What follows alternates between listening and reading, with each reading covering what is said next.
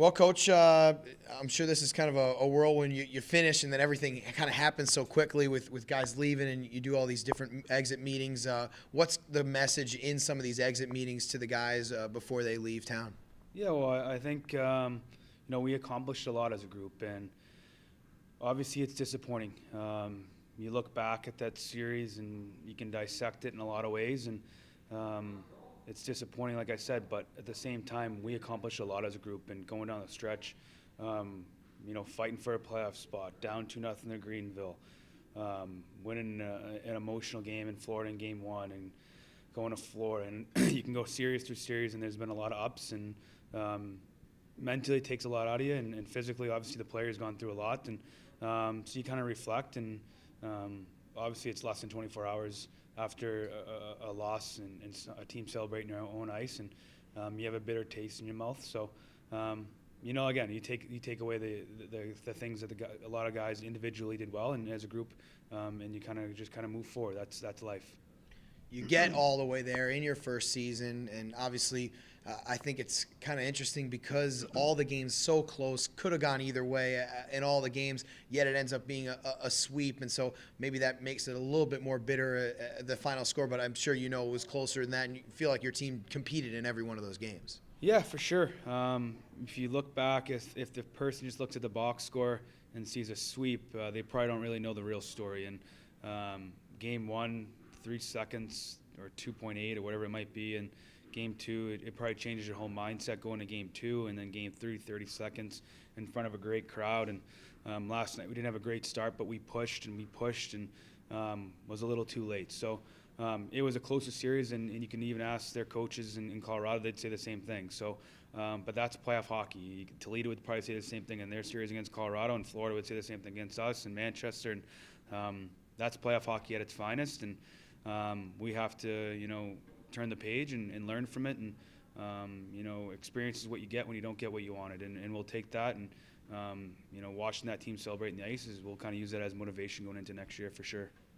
As your first year as a head coach, you've been through the ride. We talked about that, but having gone through it, what stands out to you, and what are you going to remember about your first year? Yeah, it was a special group, a memorable season for sure. We had a lot of adversity, whether that's travel, whether that's players coming in and out, going up and down. I learned a lot. We learned a lot as a staff. We learned a lot about each other. We learned about different things, techniques, and situations that we would do differently or do the same. And you reflect on that all summer long, and we can look back and whether that's changing things and doing different things we would do. But again, it was a memorable season, a season that I'll never forget. And these guys obviously making my first season an enjoyable one, and something that I'll never forget for the rest of my life. We've been asking the players what their off-season process is like. For you, completely different, obviously, but what is it like first to hopefully take a little bit of time for yourself and for your family, but then to get ready for another year and to start the process of building a whole new team? What is that process like? Yeah, it's we're late right now into the summer, so obviously take some time off here, and as much as it is for physical and mental for the players, it's obviously mental for the coaching staff, and we'll take some days away from the rink here. And we've already started preparing for the off season and players and recruiting and all that stuff that goes on. And we've already had talks this morning of things where we need to improve and ways we can improve as a team, and getting certain individuals into the mix. And again, it's a long summer, but we'll take a look at just about everything that went wrong and things that we can do differently, and whether that's recruiting or personnel, and anything that can make this team better to get us over the hump, we're going to look into. And again, we'll take some time off and then get right back at it here in a couple weeks. Yeah, for fans who are wondering about the timeline, when do we start announcing some signings? When do we find out kind of how the team's going to take shape for next year? And what's that process like? Maybe give us a month-by-month kind of overhaul of what we'll expect to hear from you and your staff.